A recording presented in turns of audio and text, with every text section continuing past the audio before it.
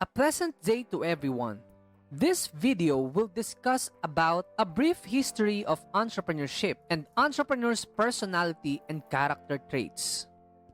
Entrepreneurship can be rooted from capitalism, which is an economic, political, and social system which has its roots in the desire of private citizens to produce goods and services that the public need.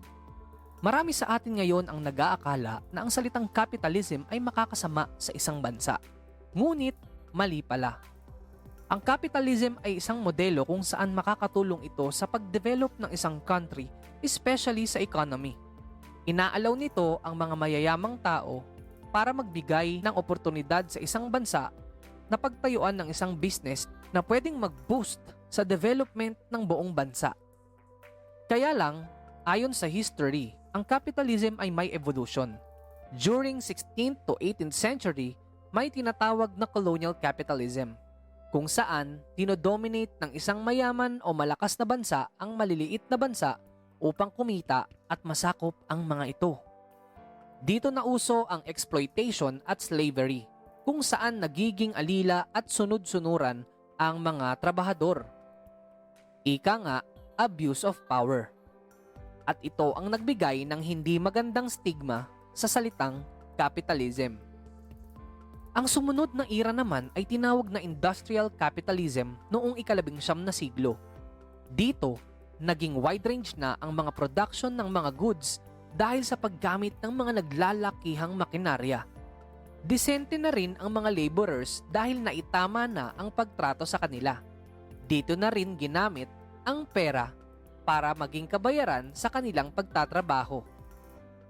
Ngayon, mas kilala itong salary or wages.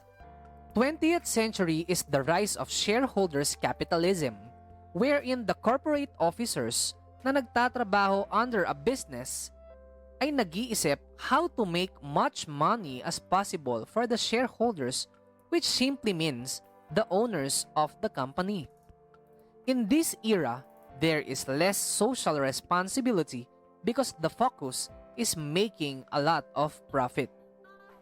For example, a proposal letter was sent to a businessman asking donations for a charitable event. The businessman will appeal that they are not the appropriate vehicle to do that. In the present time, unti-unti na ang naging pagbabago sa mundo ng entrepreneurship because naging socially conscious na ang mga owners ng iba't ibang businesses. Most of the businesses today are very responsible in satisfying the society and the environment for them to run effectively. If they fail to apply the stakeholders theory, it can harm the business reputation and the ability to operate. Ngayon naman, pag-usapan natin ang ilan sa mga kinikilalang mga tao sa kasaysayan ng entrepreneurship. Marco Polo, an Italian merchant na nanggaling sa pamilya ng mga manlalakbay. Kaya naman siya ang kinikilalang early entrepreneur because of his new routes discovery which contributed in procurement and sales of goods in his time. John Baptist Say, an economist who theorized the law of supply and demand. Ayon sa kanya, if you want to buy something, you must sell something. It's like a barter change concept or the exchange of money for goods. Adam Smith, siya naman ang kinikilalang father of modern economics dahil sa kanyang mga na-formulate na teachings about economy and business. Isa na dito ang productivity and division of labor. According to him, you can create an exponential wealth if you maximize the number of productive people in your business. Joseph Alwa Schumpeter, he introduced the concept of innovation and creative destruction. Schumpeter observes that the entrepreneurs will produce something new and destroy an old concept, but giving innovative situation to the society, yielding to an economic development. For example, in a community, the mode of transportation is kalesa. Dahil dito, may mga existing companies na nagre-race ng horses, gumagawa ng mga horseshoe at nagpo-produce ng mga harness. Let's say, may isang entrepreneur na nakapansin na mabagal ang flow ng transportation sa lugar na ito na nakakaapekto sa kalakalan ng mga local products papunta sa mga karatig bayan.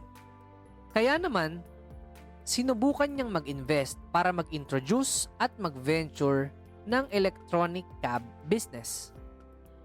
Maaaring maapektuhan, kumonte o mawala ang mga kalesa. Pero kung titignan natin, maaari itong makapagbigay ng opportunity sa mga existing na companies na mag-innovate. Pwede silang mapunta sa pagdidesign ng mga electronic cab, meron namang pwedeng magtayo ng charging area, and someone can put up a manpower agency to provide jobs para sa mga gustong maging e-cab driver. Maaaring maging healthy na ang ecosystem dahil hindi na kailangang gumamit ng hayop para sa transportation ng lugar na ito. Mapapadali na rin ang trabaho ng mga dating kutsero na magiging electronic cab driver dahil mas moderno na ang kanilang gagamitin. Hindi na rin kailangang magputol ng mga punong kahoy para makagawa ng kalesa. At ang electronic cab na ito ay maaaring eco-friendly kaya kitang-kita natin ang development dito sa community. Entrepreneur is the one who manages, organizes, and assumes the risks of a business or enterprise. Ang salitang entrepreneur ay dinerive sa French word na entreprendre or the one who undertakes or manage. Ang iba namang mga researchers ay pinaniniwalaan na ang salitang entrepreneur ay nanggaling sa salitang celui qui entreprend, which means those who get things done. Pero meron nga bang specific na characteristics and traits ang mga entrepreneurs? Personality means set of distinctive traits and characteristics of an individual. Ang mga kilalang author ng entrepreneurship books na sila Peggy A. Lambing at Charles Arkwell ng University of Missouri ay naghayag ng mga listahan ng traits ng isang entrepreneur. At ito ay ang mga Number 1. Flexibility. Entrepreneurs are usually flexible or versatile in their actions and decision-making.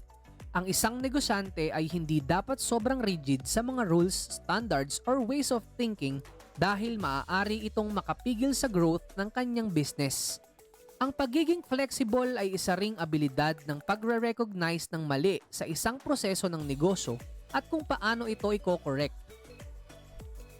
Goal setter. Entrepreneurs usually make clear goals that are realistic and achievable. Meron din namang mga entrepreneurs na sobrang taas mangarap pero ito ang mas nagbibigay sa kanila ng drive para mas galingan ang kanilang pagnenegosyo upang makuha ang mga ito little by little. Motivated. Having several motivating factors makes an entrepreneur a complex creature. Bukod sa basic monetary necessities, entrepreneurs are individuals who are motivated in need for achievement, desire for independence, to gain control of one's fate, and build something for challenge. Entrepreneurs are competitive to themselves and wants to maximize their abilities. Visionary. Nakikita ng isang entrepreneur ang bawat aspeto at sulok ng kanyang pinamamahalaang negosyo. Kaya nakakaisip siya ng mga desisyon na makakabuti hindi lang para kumita ang negosyo, ngunit para ma-maintain nito ang operations, makatulong sa mga tao na nagtatrabaho at makapag-contribute sa ikauunlad ng community. Creative. Entrepreneurs are not satisfied by just copying a business concept or doing the same with their product. Because of the trends, demands, and competition in the market, entrepreneurs are always innovating and thinking to invent something novel. I for detail. This means knowing the importance of the little things that can determine the quality of a product or service. Ang mga entrepreneurs ay hindi hinahayaan ang mga maliliit na bagay na pwedeng makaapekto sa kanilang produkto, serbisyo, o maging sa business relationship nito. Goal getter. Entrepreneurs usually have a great need to achieve things and to have accomplishments. Highly motivated ang mga entrepreneurs at hindi sila hihinto hanggat hindi nila nakakamit ang kanilang goal. Tolerance for ambiguity or vagueness. Sa pagnenegosyo, maraming bagay ang undefined. Entrepreneurs are challenged to figure out these things about their business. Seeing changes as opportunity. While most people will see change as inconvenience, threat, or disaster, ang nakikita naman ng mga entrepreneurs dito ay oportunidad.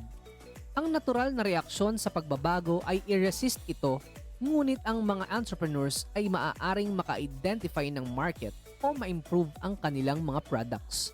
At ang iba pa ay mas lumalago ang mga negosyo dahil sa change.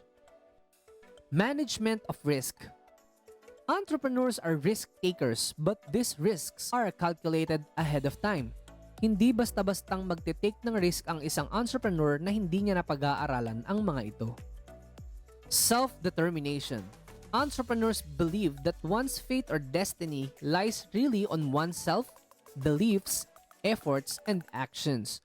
Kumbaga, they are responsible and accountable for the result they want to achieve. Confidence. This is one of the essential traits na kailangan ng isang entrepreneur. They need to possess their belief in their capabilities to see things through and get things done. Tenacity despite failure. It is a trait exhibited by entrepreneurs because they are bound to meet with failures along the way. This means the ability to get up, show up, and never give up. Passion for business. This means eagerness to be involved in commercial activities. Ang mga entrepreneurs ay super excited to participate sa mga activities about doing the business. Sa kahit anong karera, dapat ay mahalin natin ang ating ginagawa upang hindi natin maramdaman ang pagod o struggles. Sa Pilipinas, the Small Enterprise and Development Foundation na nasa loob ng Department of Trade and Industry ay nag-conduct ng research para ma-identify ang entrepreneurial characteristics ng mga Pilipinong entrepreneur at nag-come up sila sa resulta na may 3 klaseng grupo ng pag-uugali ang mga Filipino entrepreneurs na tinatawag na una, Achievement Cluster. This cluster includes the entrepreneurial characteristics that involve the desire to attain or accomplish something that one has aimed for. Planning Cluster. This is a function of management. It involves the activities of choosing a goal, identifying strategies, and action plans to use in order to accomplish the goals. Power Cluster. This cluster involves the use of power to lead and convince, to rally people behind the business or a cause, and to persuade them to let go of negative criticism. Ngayong nakita mo na ang mga personalities and character traits ng isang entrepreneur, pwede ka na ding mag-reflect sa iyong sarili kung maaari kang maging isang successful businessman or businesswoman.